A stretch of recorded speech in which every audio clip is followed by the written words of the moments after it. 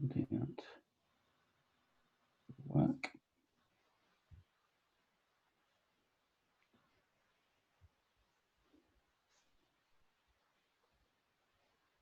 Okay.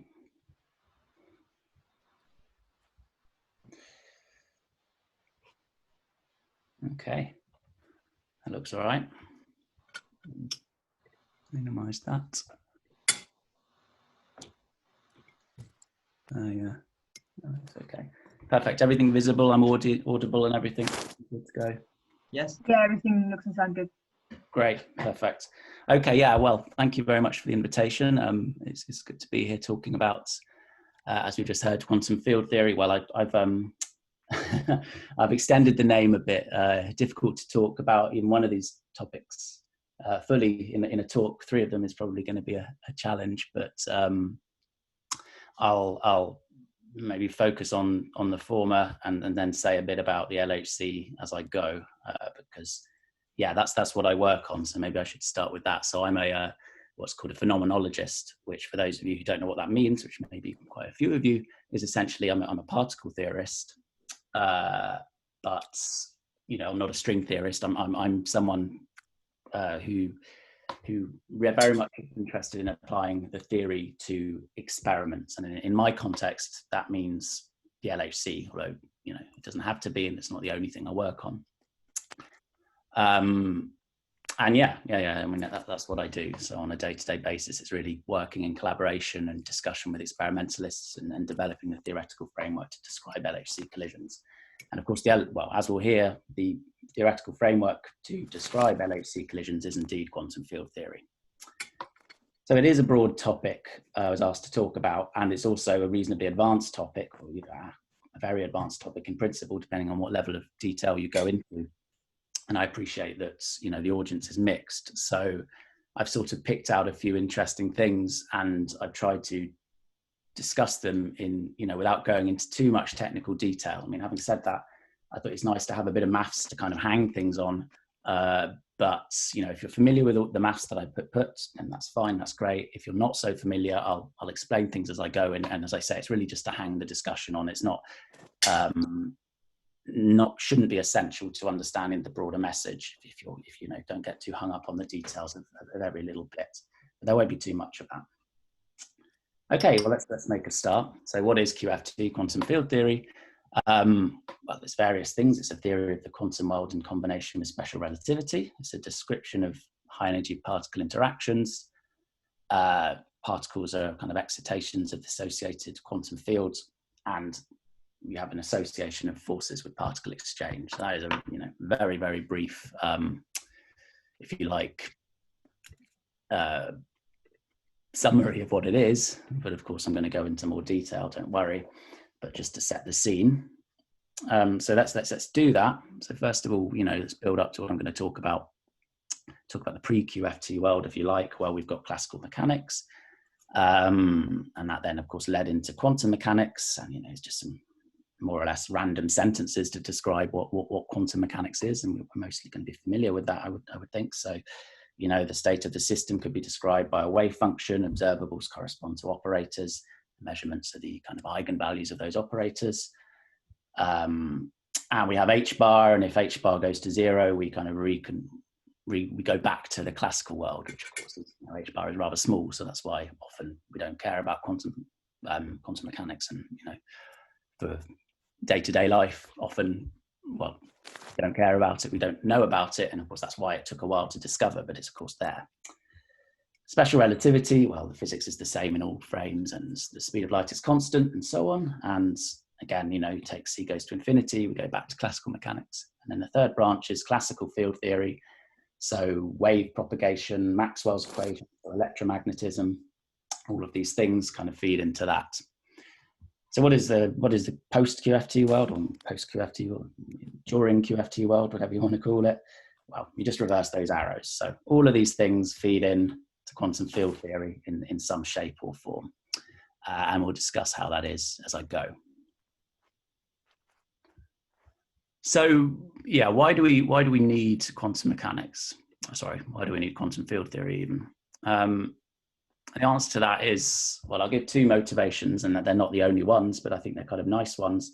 So the first one is that in quantum mechanics, particle number is fixed. So, this is the sort of, the picture you might know and love, love might not be the word, of a sort of, particle in an infinite well. And that's, of course, one of the first things you do when you do quantum mechanics, or you will do if you've not seen it yet. And, you can describe a single particle. This is sort of a toy model for the electron in the hydrogen atom. And it can be at any, different energy levels and so on and so forth. Or, we have the other classic thing, which is the double slit experiment, where, again, one electron, say, at a time, one could send it from the source to the screen, and it can go through either path, and you get interference and so on. So mathematically, all this means is that you have a wave function for some particle, which depends on space and time, and you take the square, you integrate it, and it's got to be somewhere, so it integrates to 1. So that's all that is, right? And the point isn't really that there's just one particle. I mean, you can formulate quantum mechanical description of more than one particle, of course, but the point is that the number is fixed. This is just an example of that. There's only one is not the important thing. And so the question is that the case in nature? And the answer very much is no.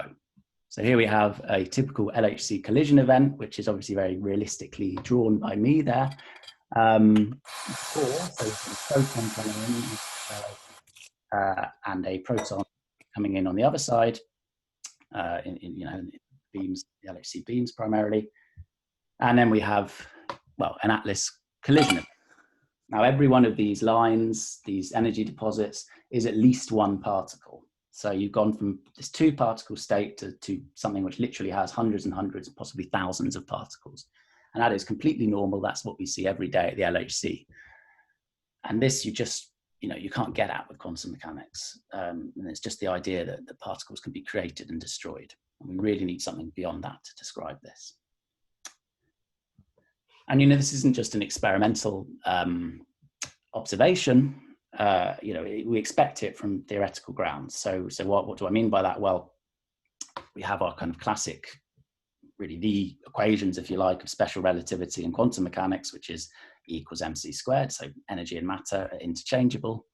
And quantum mechanics, the uncertainty principle, which says that you can't, for example, know the energy over a sufficiently short timescale. Let's say one cannot know the energy of the system, exactly.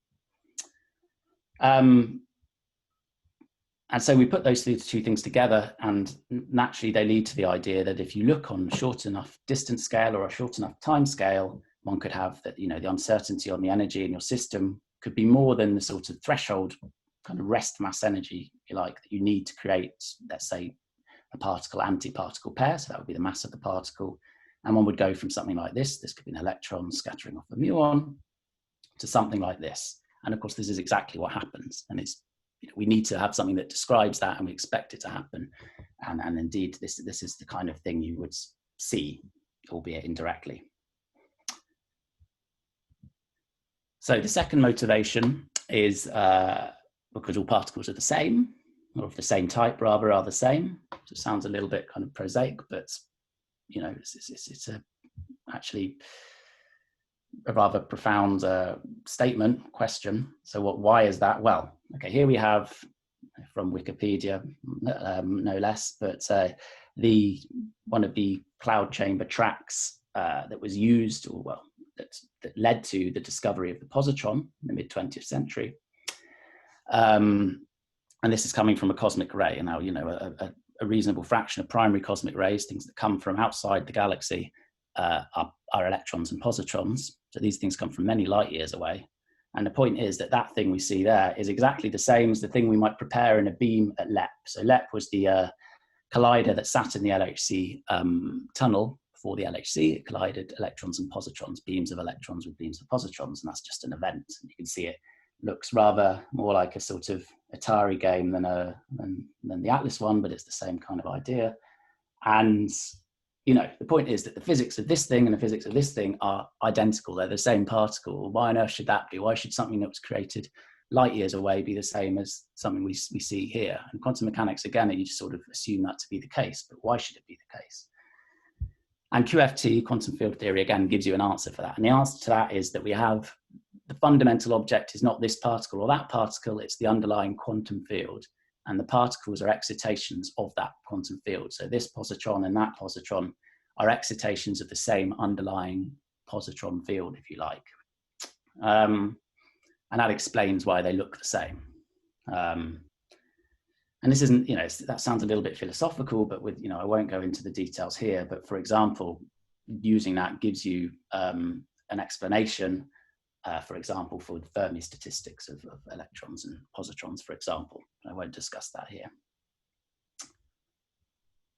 Okay, I better give some examples before going into a bit more detail.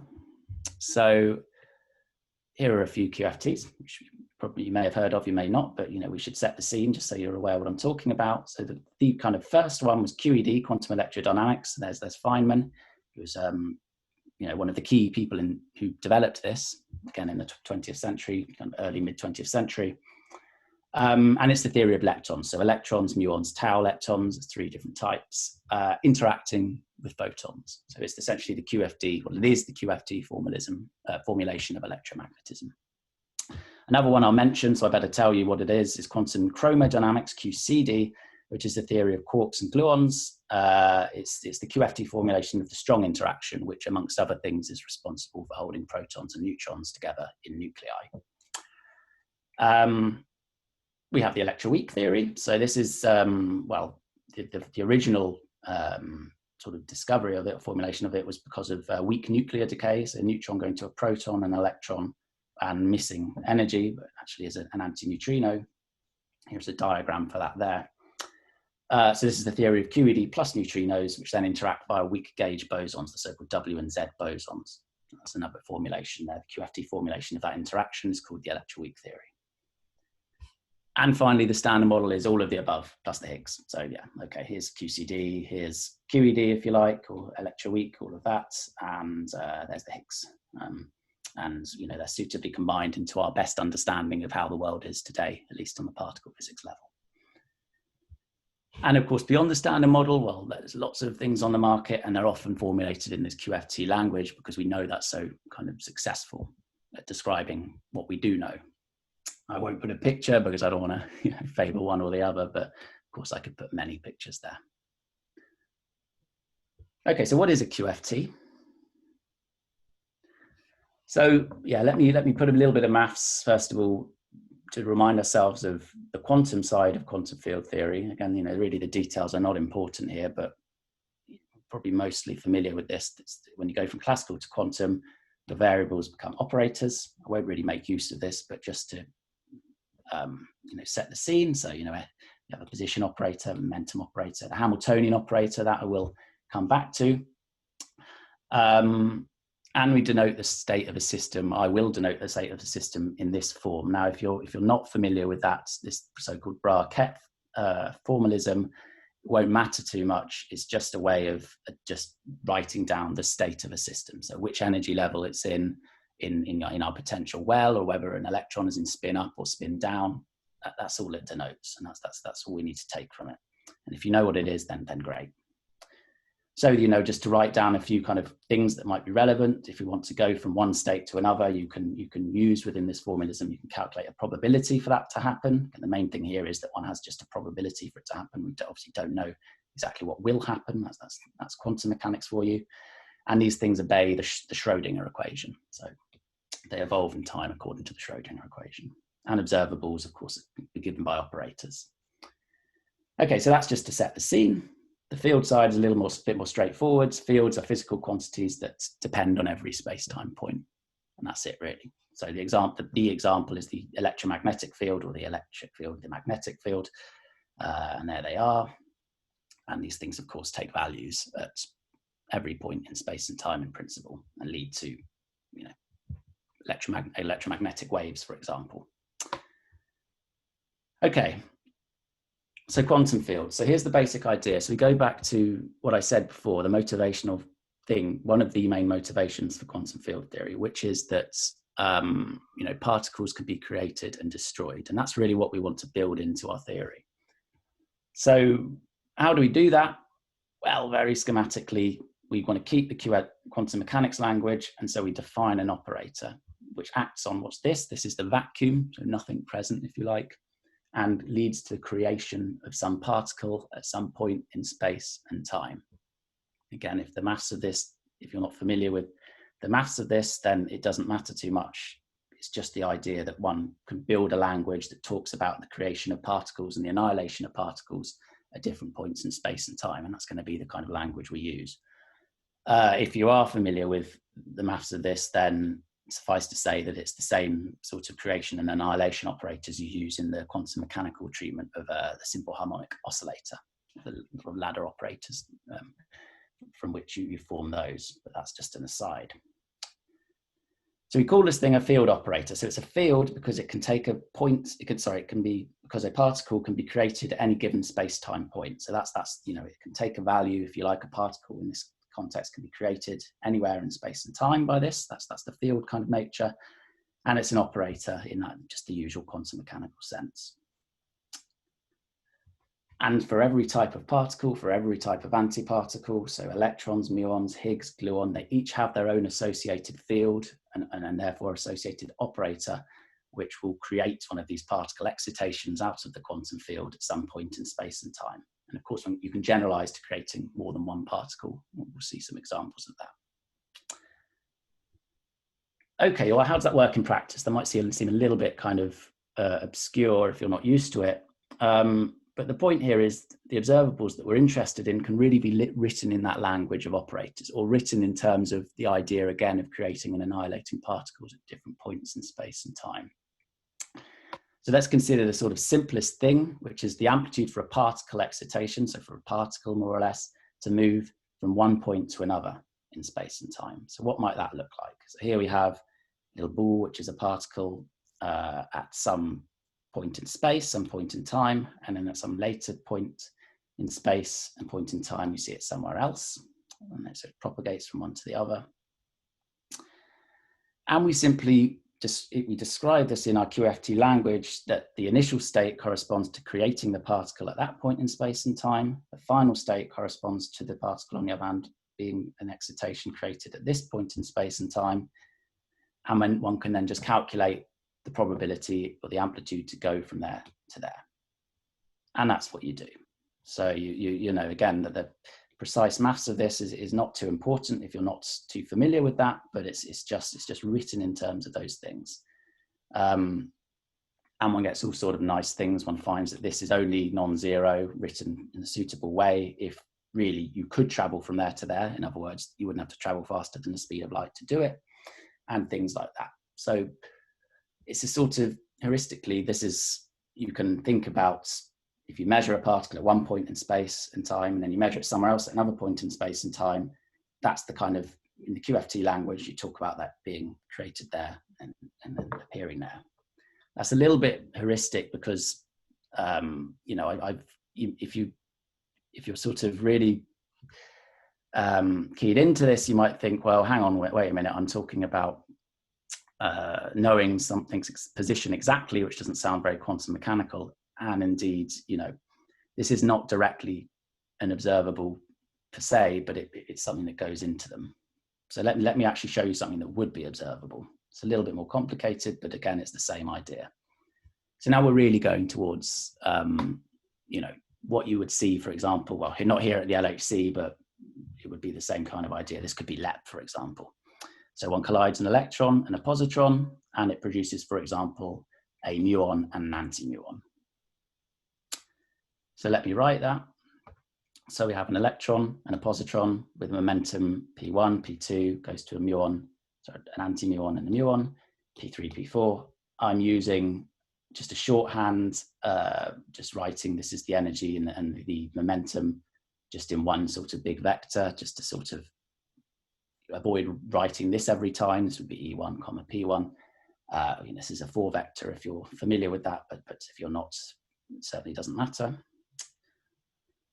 And so what would actually that look like really, if we want to describe this as a sort of beam of particles or a kind of semi-classical particle that we'd actually associate, which we would actually measure, well, you would talk about it as being a localized wave packet excitation of the quantum field. So let me draw a picture for that. You could have something with a sort of basically well-defined momentum, some uncertainty on it, basically well-defined position, but some uncertainty on it. Again, in keeping with the uncertainty principle, and these things would travel towards each other, and those would be our excitations of the underlying quantum field. And afterwards, this happens. And again, these are excitations of the underlying quantum field. And just to sort of, again, hang some maths on it, or give some maths to hang onto it, this is what it would look like. Again, don't be scared. The point here is that simply one can write the amplitude for this thing to happen in terms of those operators. And I wanted to write that down just to make that point.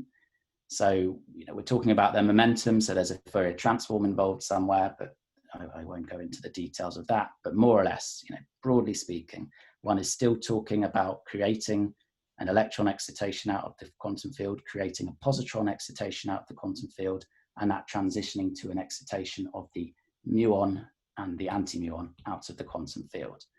And here there's no hiding. In the last case, we talked about something propagating from one point to the other, and you could think, well, I'll just use quantum mechanics.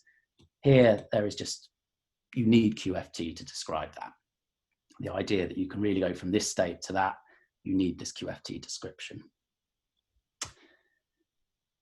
Okay, and that can be, applied to arbitrary particle scattering processes. So here are just some examples, just more or less picked at random. And the only thing I want to say is that, you can denote these things pictorially by these so-called Feynman diagrams. So an electron and a positron could go into a photon, produce the muon and the anti-muon, and maybe a photon as well, for example. As an aside, that first example I described is exactly what would give you this bit here. So one creates the photon there and then it annihilates there. So that propagator I talked about is exactly what would enter there. And we have a gluon producing a Higgs via a little top quark loop. I'll come back to that. And here's just another example, a quark and an antiquark producing two gluons. And these all are described in the same QFT language. That's all I want to say there.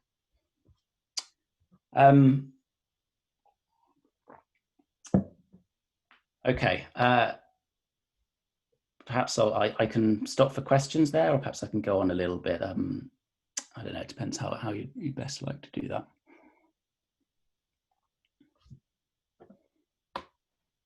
We usually wait until the end for questions, but if okay, no worries. That's fine. Yeah, no problem. No, that's fine. I'm happy to go with that. Yeah. Okay. Yeah, I'll keep going then. Okay.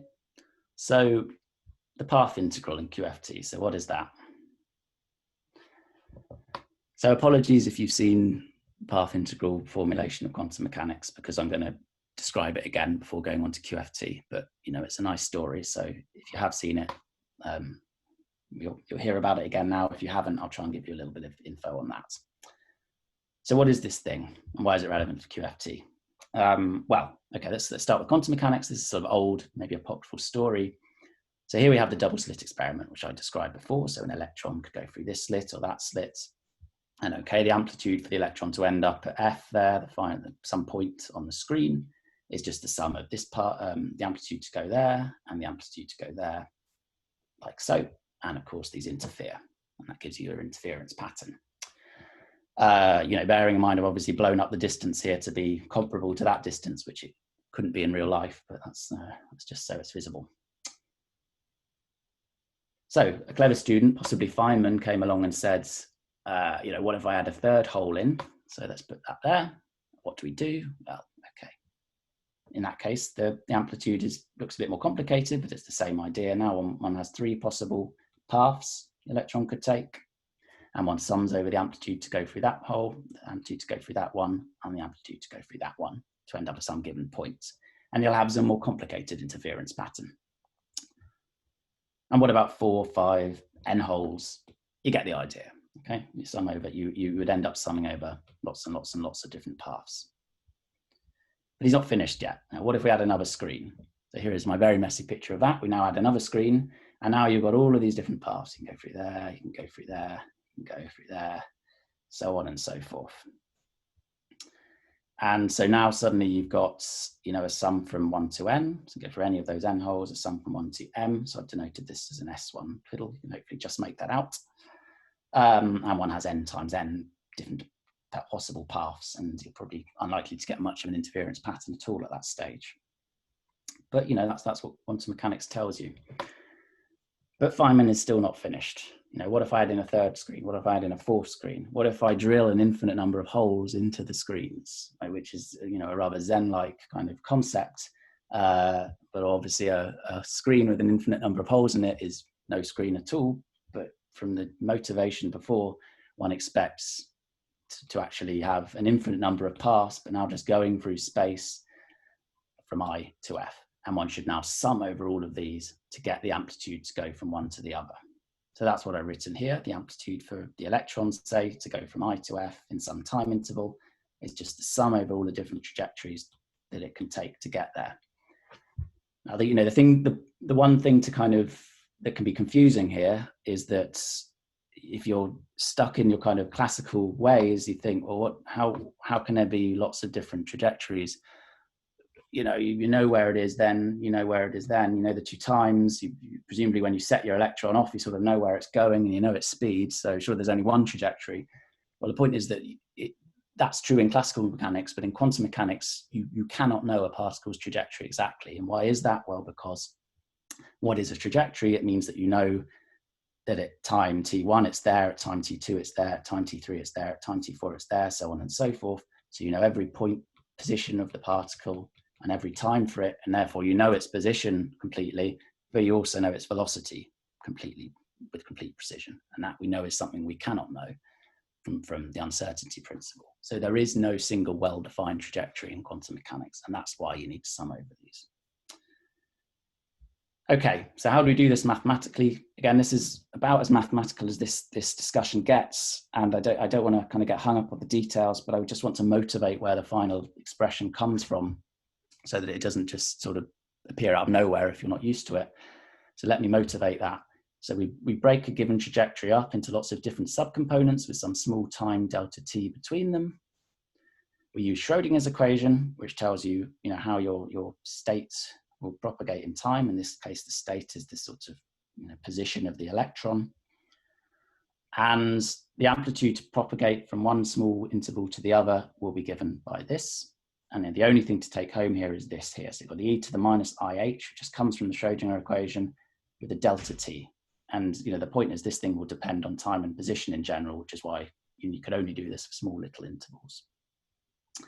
And to get the full amplitude for each of these little intervals, one integrates over all of the possible x positions that say that it could take. So every single trajectory it could be, and one has these factors here, the amplitude to go from the next one to the next, one to the next, one to the next. That's what this is here. Okay. After a bit of work, and that's not what I'm not going to show that, you end up with this thing. So what is this thing? Well, this, what I've written there, is the limit as n goes to infinity of these integrals. So we go back to this, and we want to divide up this into little subintervals, but of course we want to go to the continuum case where we send those to be infinitesimally small and have infinitely many of them. And that's what that is. So that's really integrating over all of the possible trajectories.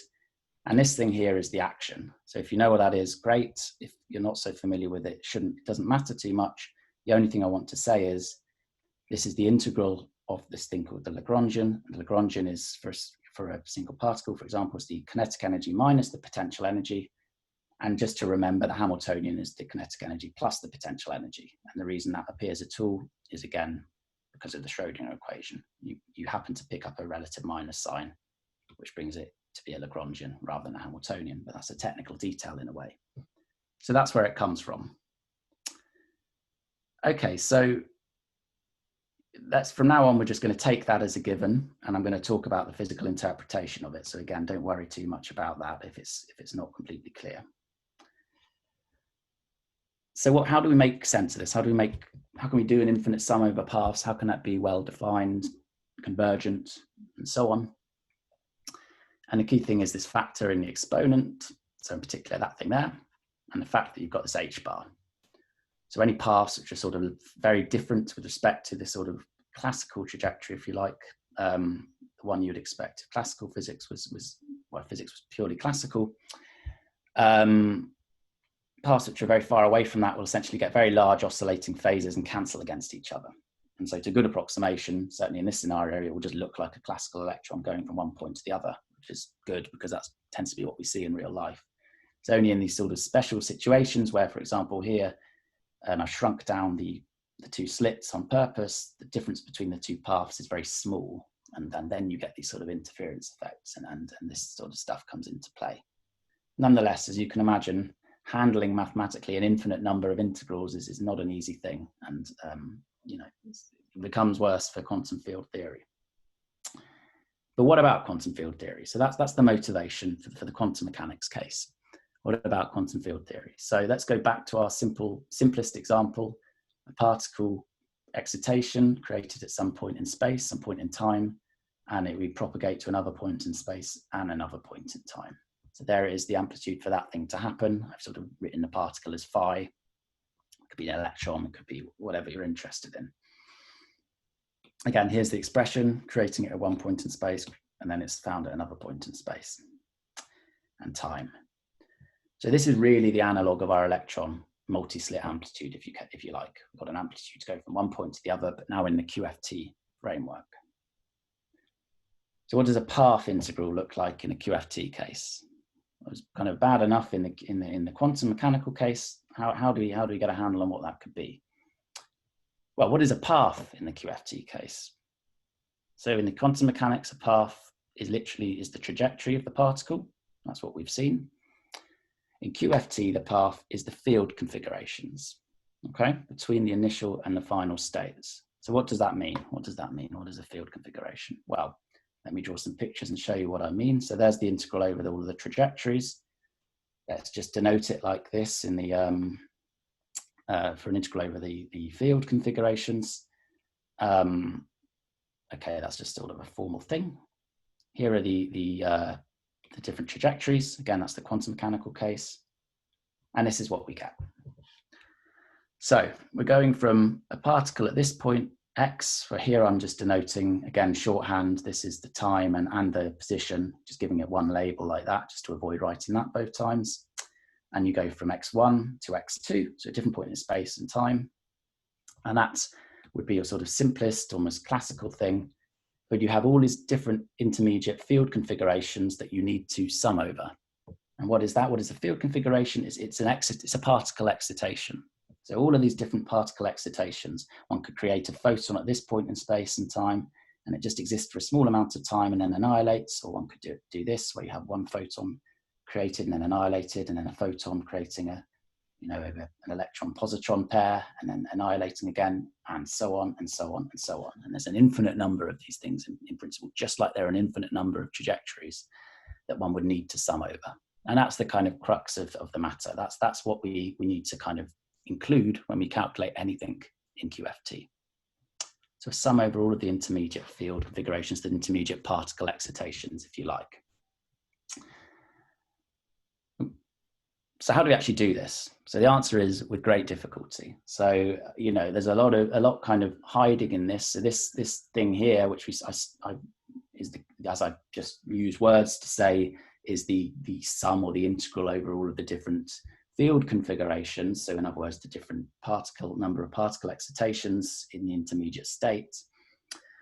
Mathematically, you write it as an integral over the field value at every point in space and time.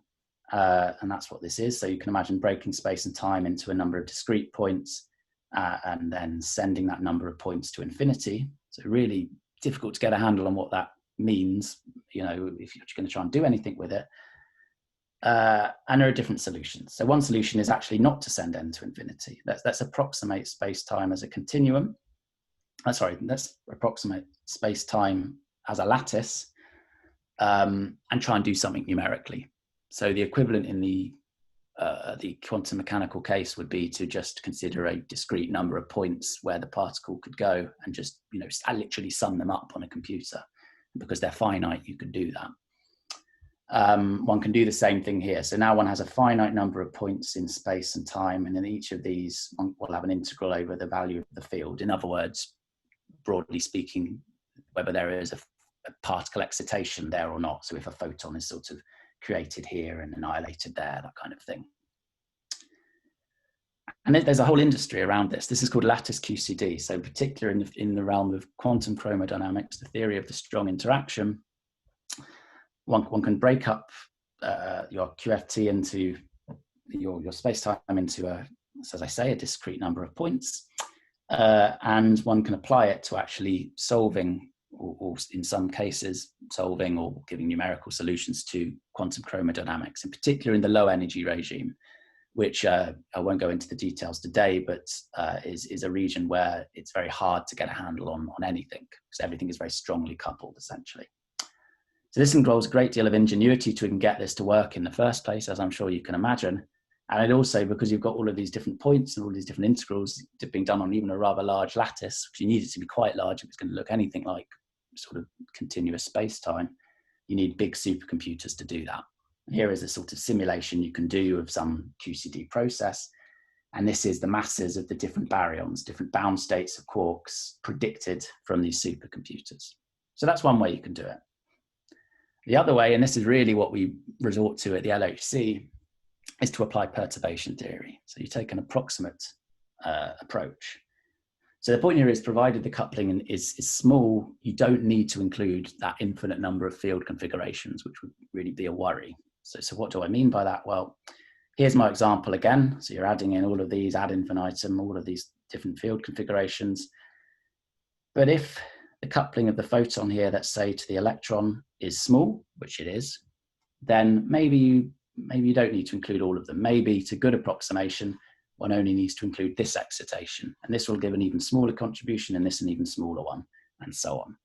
And that's really the path we go down at the end of the day. So we're never going to get the full answer, because we're never going to include all of these diagrams, but we can get close to it, and we can evaluate kind of what's missing, if you like. And again, if the coupling is small, that works. And this is really, this is how we work in our most calculations of QFT, not all of them, but certainly a lot that goes into the LHC. So a nice example, I'm going to give two examples of this, one relating to the LHC and one not. So one nice example is the magnetic moment of the electron, and indeed the muon, which I'll get onto. So just to recall, this just tells you about the coupling of the electron to a magnetic field. So it's this thing here, it's aligned with the spin of the electron. And you have some prefactors which tell you about the size of the coupling between the electron spin and an external magnetic field. And G is the thing we're interested in, and we define this thing here, AE, which is G minus 2 over 2, for a reason that will become clear in a second. So indeed, that's what it is. So a leading order. So this is just without including any of those intermediate field configurations, if you like. This could be the electron coupling to a photon. That's our magnetic field, if you like. And this is what we have. And if you calculate that, you get that AE is 0. And that's why we define this thing in this way. Now let's go back and say, well, okay, we want to do better than that. Let's include one first field excitation, so-called next leading order. One would have this. That's the only one. Well, that's one of the sort of 3 that you could include. And this is what you get. So AE is equal to alpha over 2 pi. Now, the intermediate steps to getting to that result's far from simple, so it's quite remarkable it's such a simple result in the end, but it is. And okay, the first point to make is that indeed this is rather small. So perturbation theory is doing pretty well. You're right, you're doing all right if you just say it's 0, but if you want to be really precise, you've got to go further than that. And indeed, this was Schwinger's result in 1948. This is quite an old result, and it agreed well with experiment at the time, and was sort of a nice thing. So where are we today? Well, in 2019, the 5th power of this expression was calculated. So remember, this is Schwinger's result. We've gone from that to that. So what do you have to do to calculate that? You've got to include all of these. Now, I mean, this is really, as far as people take this, this is almost an exercise in showing how far you can go. And it's you know, the point to make here is that it's not just an exercise in sort of how your patients to sit down with a pen and paper and sort of work through these things to do with because of the kind of intricacies of quantum field theory, getting this calculation to work and doing it in an efficient way and understanding everything that comes out of this is a very interesting and difficult problem. And there's a lot of work going towards that. But that's what you need to do. And that's been done. And here's what we get. So here's the theoretical prediction. So 1159652181.606. And indeed, you need all of those significant figures because the error on the theory is 0.229. That's times 10 to the minus 12. And the latest experimental measurement is 11596521.8. So we're doing pretty well, matching with all of those significant figures, 0.73. But okay, the error is, you know, they're basically consistent within errors. So we've got here, you know, this is why we say QED is probably the best tested theory in history, which, yeah, makes it sound a bit like a Carlsberg ad or something, but is certainly true, I think. And it's, you know, just to see that level of agreement is pretty remarkable. So it shows that you're onto something, and certainly you need to include these things to get that agreement. So it's not all about agreement. This is an interesting and ongoing story, which is that you can do the same thing for the muon, which is the magnetic moment of the muon, same calculation, but you replace the electron with the muon. It's heavier, so the numerical values are different, essentially.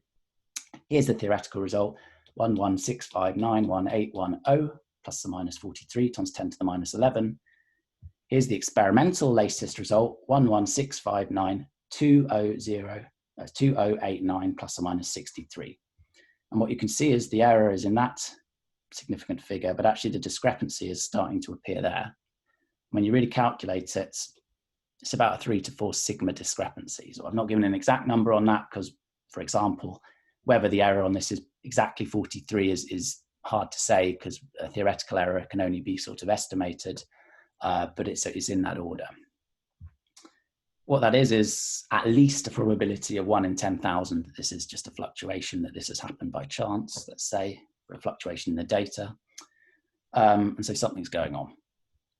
So perhaps this is physics beyond the standard model, and people are working very actively in that. So here's the point. When one has the muon coming in, interacting with the magnetic field with the photon, muon goes out.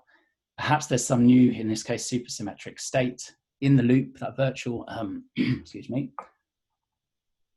that virtual excitation due to some new type of field. And maybe that's just causing this tiny little discrepancy here, which nonetheless is significant on the order of the errors.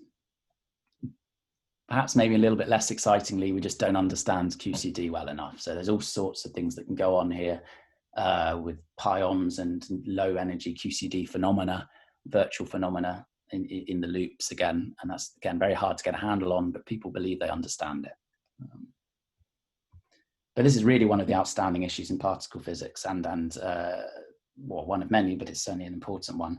And it's a key example, again, of that idea of the virtual fluctuations, those you know, different field configurations in the path integral, which stated rather formally, actually leads to discovering new things and then is really playing a key role in all of these things. And data has been taken on this by the muon G-2 collaboration. They'll tell us more very soon.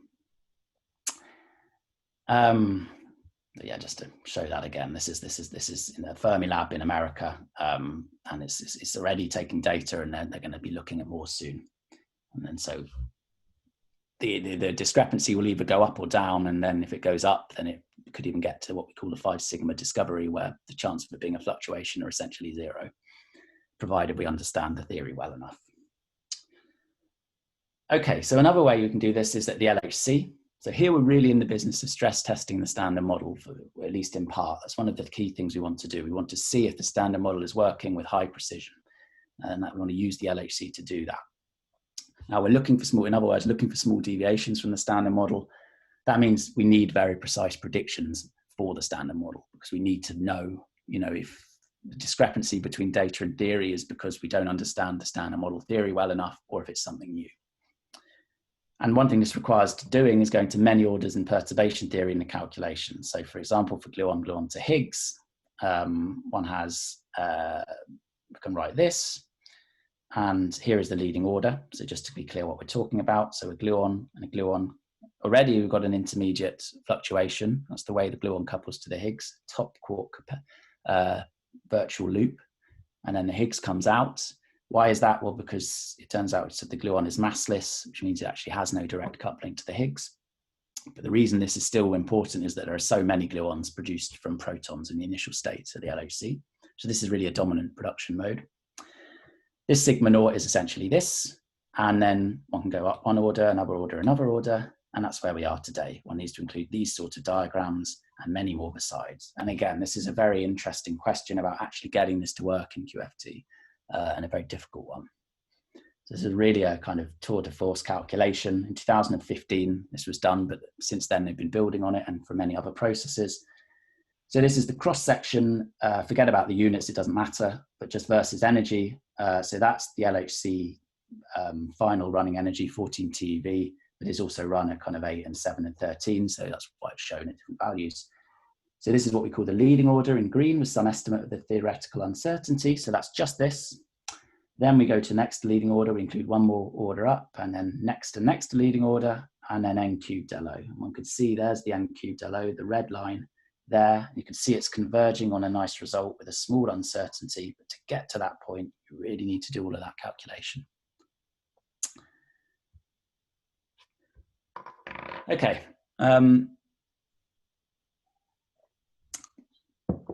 Very good. So I'm going to switch gears a little bit now. And for the last sort of 15 minutes or so, talk about something different, well, connected but different, and then go back to talking about the LHC very briefly at the end before concluding. So this is the idea of gauge symmetry. I thought this would be an interesting thing to talk about. I don't know if anyone has heard about this at all here, but it's a very important thing, and it forms the foundation of basically all of our understanding of the standard model. It's not necessarily an easy thing to get your head around the first time, but I've tried to sort of motivate some of the factors. And if the kind of approach I take, or the sort of toy model I take, if every aspect of the maths isn't completely obvious to you, again, hopefully it can sort of motivate things, at least to understand the basic idea. So to get to there, first of all, gauge symmetry. So let's talk about symmetry. Okay, well, we all know it when we see it, various types of symmetry, of course, in nature and so on. This bacteria, whatever that is apparently completely spherically symmetric, and therefore, well, actually should have many more of these lines, an infinitely large number of them. Okay, a flower has some amount of radial symmetry, or the fly has reflectional symmetry. So symmetry, as we know, is an invariance under some operation, translation, rotation, and so on. So far, so good. So what role does this play in physics? Well, the things we're interested in are invariances actually in the laws of physics themselves. So what I mean by that is, a time translation, for example. So I do an experiment today, I do an experiment tomorrow. All things being equal, the result shouldn't depend on the fact that I did it today or tomorrow, which seems incredibly obvious, but it's not guaranteed, of course. Or spatial translation. I do an experiment today. Well, I do an experiment in the UK. I do an experiment in the US. Shouldn't depend, all other things being equal, on where you do it. Again, seems incredibly obvious, but it's not guaranteed. And okay, Lorentz transformation. So if I do an experiment in my house and I do an experiment on a plane, for example, in another inertial rest frame, again, shouldn't depend on where you are. Perhaps seems less obvious, that one, but of course that of course we're familiar with from our special relativity. Okay, so the breakthrough in our understanding of this is really due to Emmy Noether, this physicist or mathematician as well, from sort of 100 odd years ago. And her theorem, Noether's theorem, was really put this all on a kind of mathematical framework. So what is that? It just says that if a physical system is invariant under some continuous transformation, then there is a corresponding conserved quantity. So let's break that down a bit. I mean, in a sense, this is obvious that this, well, not obvious, it intuitively makes sense that this would be the case. Or why? Well, because if you have some invariance, if a system is invariant under some transformation, a reflection, a rotation, then invariance kind of implies something is conserved, just right. So it kind of almost seems natural to expect that, but nonetheless, actually, when you look at the applications, they're far from obvious. So, for example, the fact that physics is invariant under time translation directly tells you that there's something called energy that should be conserved. So that thing leads to that. It's not obvious at all that that should be the case. The fact that physics is invariant under spatial translations, that you do it here, you do it there, and they give the same result, gives you momentum conservation. Again, not obvious, but that is what comes out. And you combine the two to a Lorentz transformation, you get energy momentum conservation. And a final example, rotational transformations give you angular momentum. So, of course, I've not justified why these are the case, but you can take my word for that. But they're really remarkable results. So, okay, just again to put a bit of maths on this and also build up to the final bit of discussion. What do I mean when I say the laws of physics are invariant? It sounds a little vague. How do you quantify that? The answer is you do it in the Lagrangian formalism. So this is the idea that we have an action, which is written in terms of this thing called a Lagrangian, which we saw before. And the idea is that the laws of physics, this is originally a way to formulate classical mechanics, but we will apply it to QFT. All of the kind of equations of motion, how particles move and interact, can be derived from this object. That's all you need to know there, really. And then mathematically, an invariance under a symmetry, under a transformation, is when you do the translation or the transformation and the action remains the same. That's what it means. And it's in that framework that Noether's theorem is formulated. Okay, so that's kind of a general discussion. So let me talk about what role that plays in QFT. So the first step is to recall our path integral again. So here I have the integral over all the infinitely large number of, potentially infinitely large number of field configurations in the intermediate state, and they're all weighted by this factor. So there's again, the integral over the infinite integral over all of the possible field configurations. Again, just think back to those Feynman diagrams I showed before. That's what we're really talking about. And we've got this thing here. Again, remember, this is this action I'm talking about.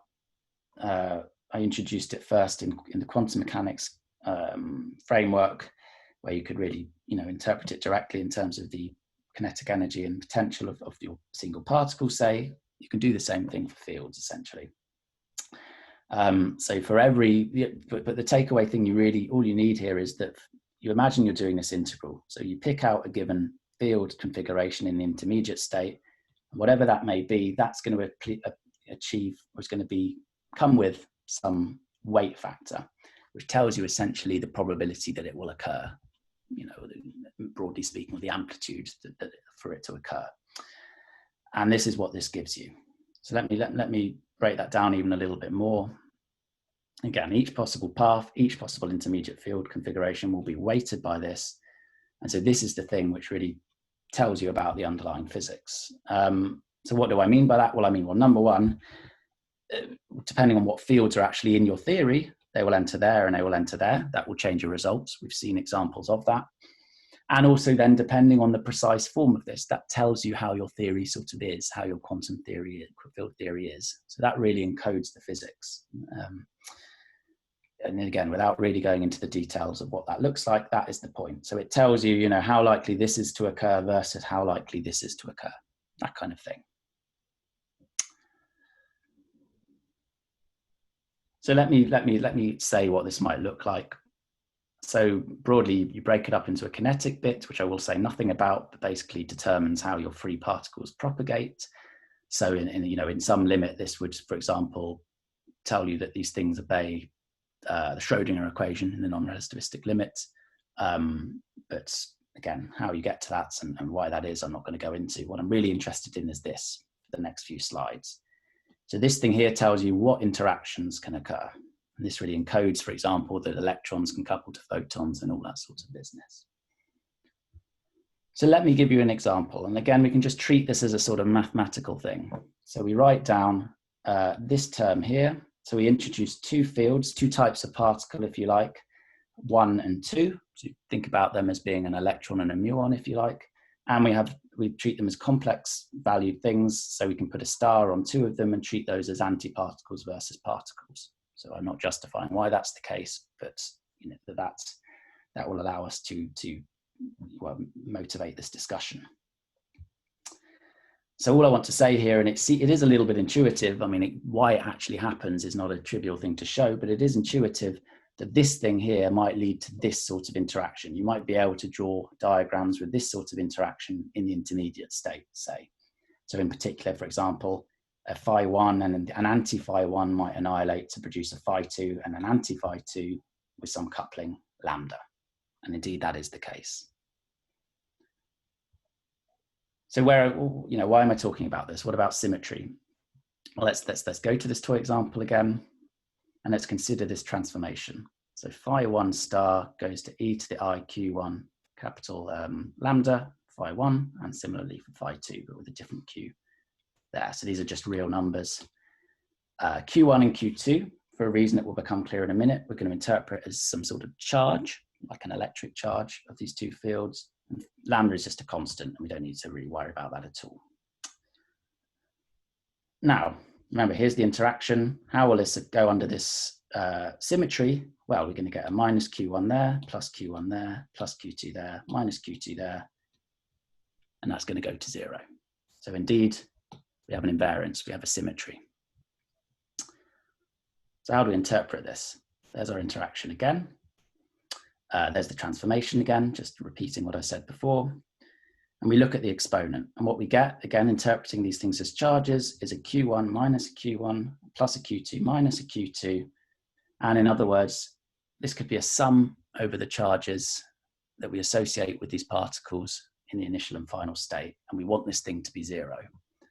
And where I've implicitly associated a plus charge with the particle and a minus charge with the antiparticle. Well, that's why that is the case. And so the symmetry of the Lagrangian actually corresponds to a conservation of charge. Here it's a rather kind of abstract thing. What are these charges? Well, it's a toy model, so they kind of don't mean much in a way, but they are the analog, as we'll see, of a sort of electric charge or something like that. And all I want to say is that if you wrote down something like this, a phi1 and an anti-phi2 going to a phi2 and an anti-phi2, and one summed up the charges, one would see that this is not, the charge is not conserved, but you could see that at the level of the fact that the corresponding interaction term also wouldn't be invariant under this symmetry.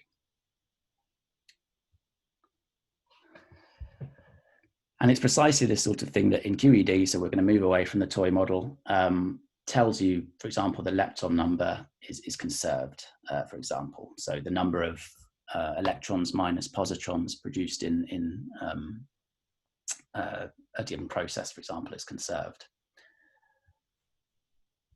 Okay, so let's make a final comment here, and this is where I want to go with this. So this is just to motivate the fact that we go back to our original symmetry. It seems like a rather abstract thing, but we can interpret it in terms of charge conservation.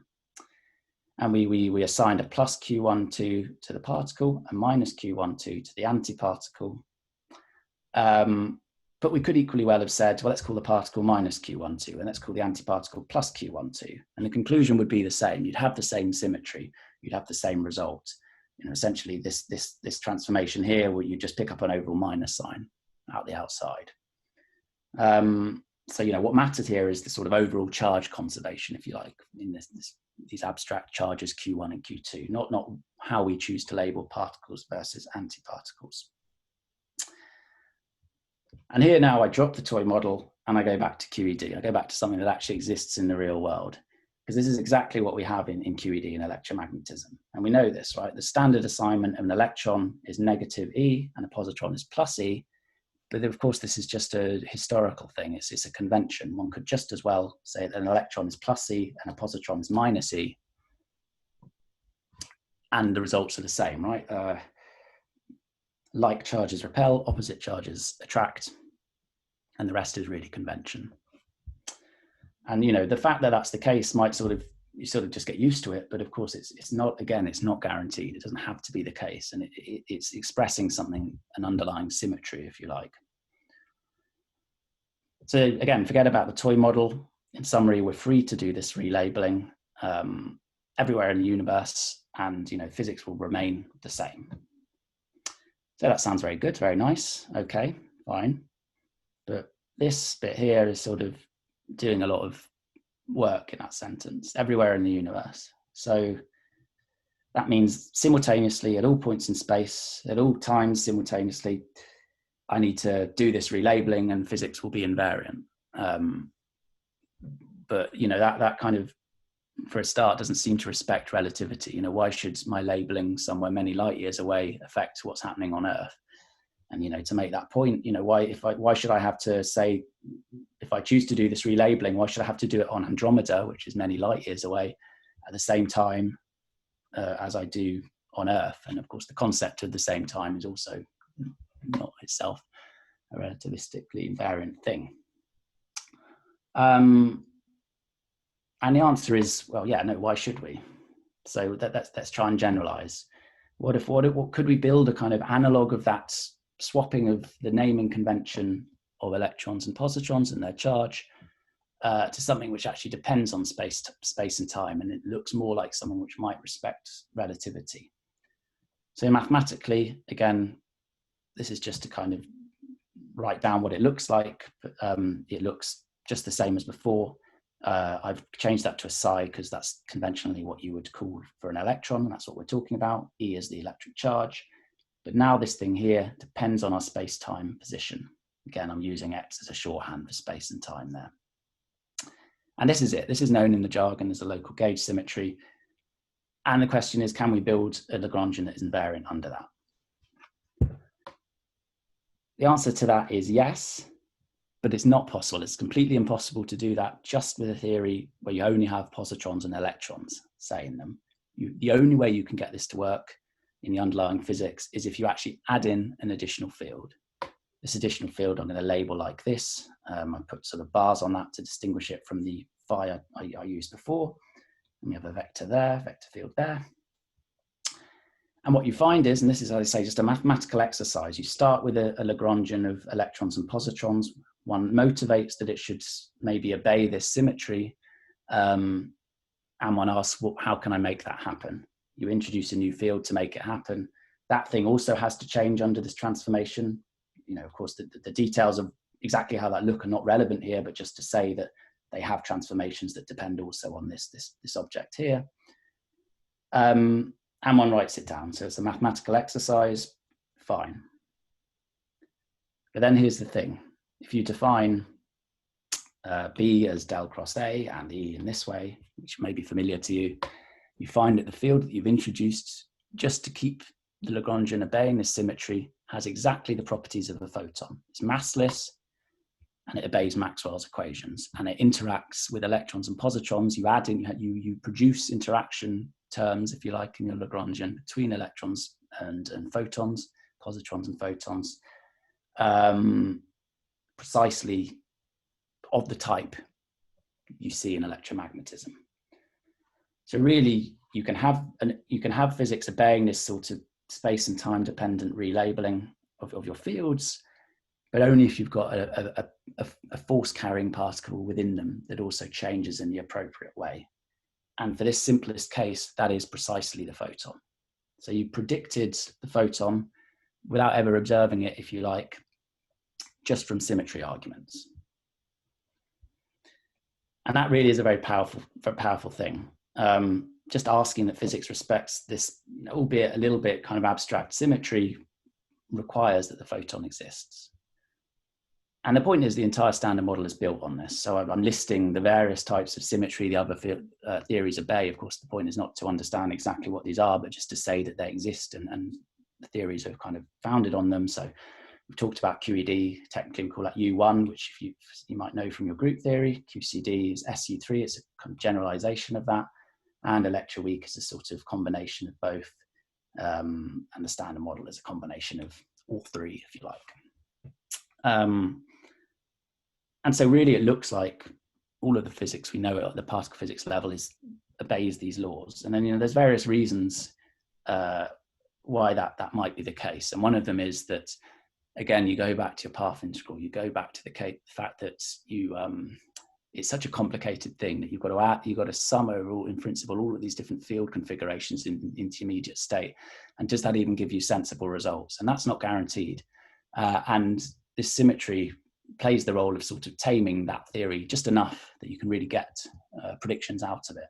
And that goes under the label of it being renormalizable, something you may learn about in the future. Okay, so I'm going to come to the end now. As I wrote these, I was aware that it had sort of got to the stage where I needed to kind of call it a wrap. And what that means is that I could have talked about the Higgs, but I'm not going to be able to do it justice. So I'm just going to say it in a slide and accept that, you know, that is not enough for you to understand the Higgs mechanism. So if you've heard other talks about it, great.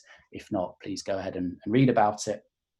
I'm not going to try and do a bad job of it here. I'm just going to say in a slide, it exists, and make the connection to the symmetry I talked about before. So what is that connection? Well, number one, as I mentioned, this symmetry in the electron-positron case requires that there's a photon, and it actually requires that it's completely massless.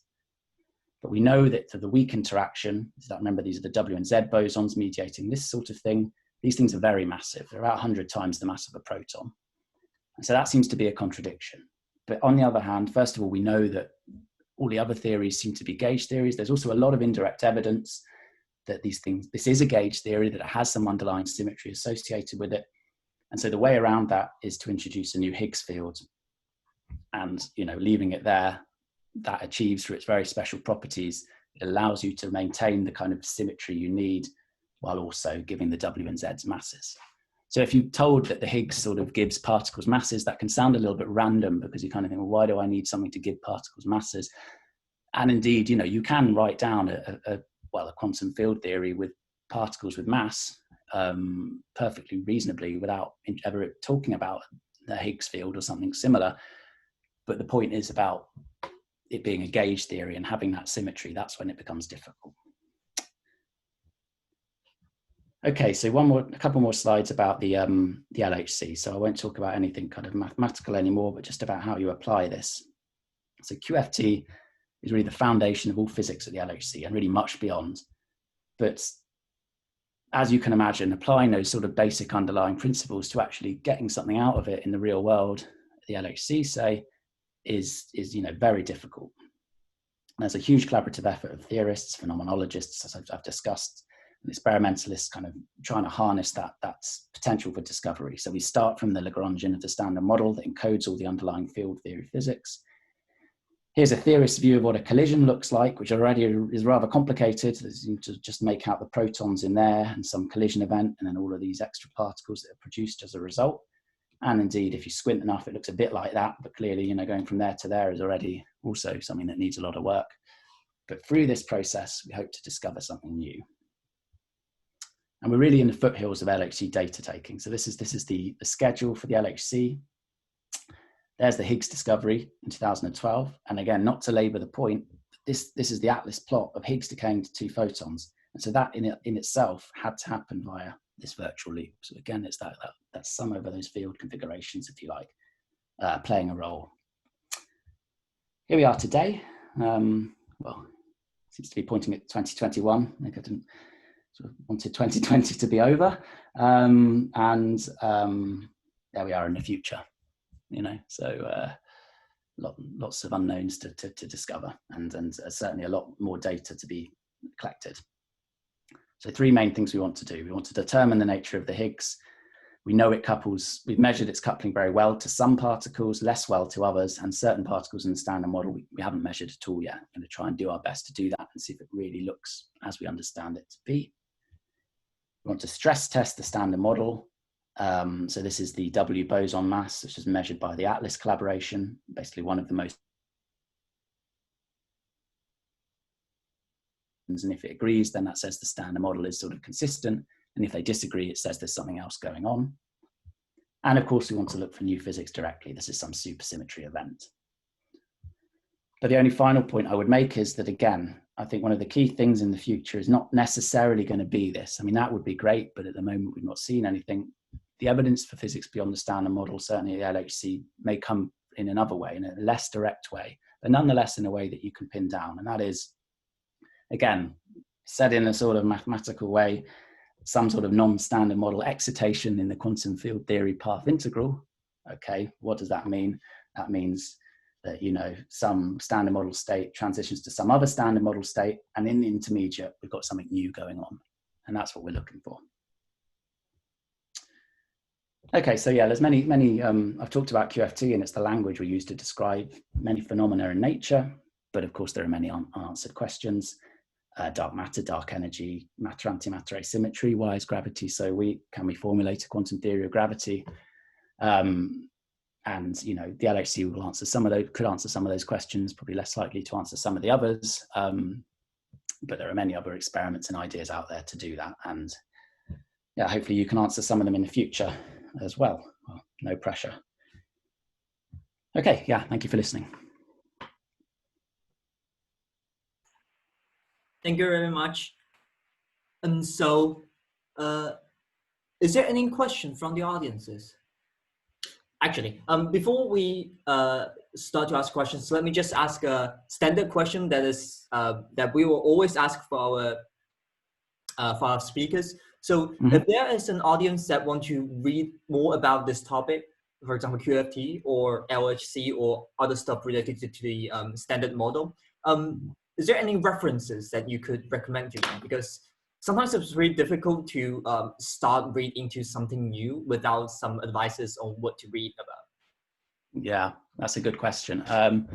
It's easier to recommend quantum field theory textbooks that you shouldn't read. That's the other way around. Yeah, difficult off the top of my head. Certainly from my point of view, which is I deal, my work deals more with QCD and the strong interaction. There's a book by Housen and Martin called Quarks and Leptons, which I think is a very nice, it's still broadly, you'd call it kind of graduate level, I suppose, but maybe not the earlier chapters, which gives a very nice introduction. Off the top of my head, I'm afraid I couldn't say any others, although I'm aware of some, I just can't remember the precise titles. So yeah. No worries. So I've heard that there's a book written by Steve Barnes. Is that his name? Oh God, sorry, I forgot his name. But it's a book called QFT for Gifted Amateur. Oh yeah, I think I know that one. Actually, yes. There's I'm not completely familiar with that, but there's one called QFT in a Nutshell, which is by Z, which I would recommend. Again, some of the bits are get more advanced, so you kind of need to know how much you want to read and when to stop and so on. But it's very short and that's quite nice. So I'd recommend that one as well, actually. Okay, thank you very much. So, is there any question from the audiences? Well, apparently we've lost the question because I didn't see this guy. He was quite desperate, wanting to ask a question, but yes, I saw that pop up. Anyway, is there any question from the audience?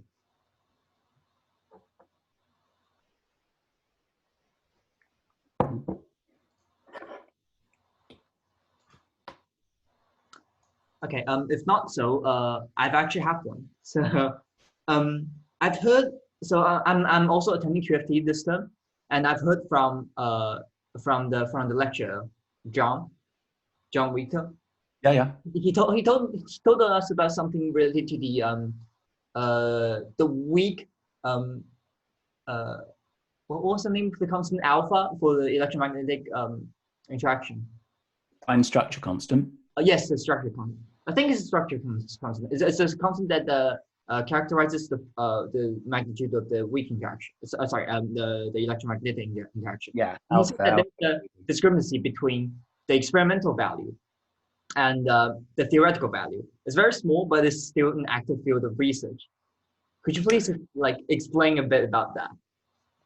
Ooh, yeah, that's a good question. Oh dear.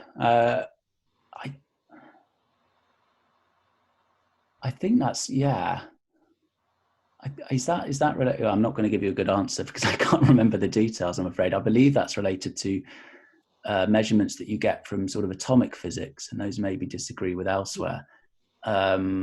but yeah, I'm sorry, I can't say much more than that.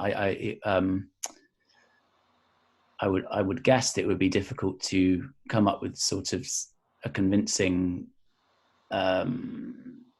motivation from beyond the standard model that could explain that sort of thing, because this object just enters absolutely everywhere. But yeah, no, sorry, without reminding myself of the details, I couldn't say any more there. Apologies for that. No worries. So is there any question from the audiences?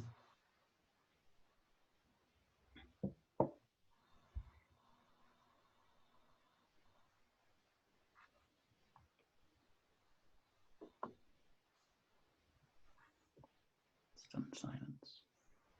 Some silence. Okay. So if you don't mind, I have another one. It's about the I think this is getting quite technical.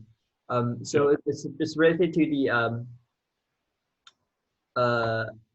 one of ways to model the universe that doesn't use the standard model. And I've heard that there's a professor at MIT proposed an idea that we can think of the universe as a condensed matter structure, basically. So we think of it we think of not really vacuum, but some sort of lattice that's called that we call vacuum, and then the excitation that belongs to a specific topological condensed matter structure will give rise to fermions. So that's his idea, and I think this might be it might be quite interesting to talk about. I've heard that it's very difficult to give fermion masses, is it? Well, in the standard model, that's a detail I kind of really brushed over, which is that where are we? So I talked about in the context of the W and the Zs, and there, in a sense, it's the most obvious motivation that if they're gauge bosons, they should be massless, and they're not. But actually, when you build a standard model and you put all of these symmetries together, it turns out that indeed the only way you can give fermions a mass again is actually via the Higgs mechanism. So this combined set of symmetries wouldn't be obeyed by the kind of thing you'd naively write down for a fermion mass. So that's certainly true. I'm not sure if that's what this person has in mind or not. I'd have to know more about what they were doing, but that is certainly the case. So it's not just the gauge boson masses; it's the the fermion masses as well that fundamentally come from the Higgs mechanism. Although most of the mass that we have is made through the dynamics of quarks and gluons and protons, so actually isn't from the Higgs mechanism; it's from QCD. But it's a story for another day. Yeah. Okay. Cool. Thank you very much. So if there's no more question, I'll say that let's just call it a day. Okay. Is that fine? Okay. Thank you very much for coming. And so we will have more talks in the future. Actually, we have one more talk tomorrow. And please follow us on the Facebook channels and YouTube channels. We will keep uploading different kind of resources like this. And again, thank you very much for coming to give this wonderful talk. And no worries. Right. I hope I can see you later soon, perhaps. Yes. Bye. See you guys. Bye. Yes. Thank you. Yeah.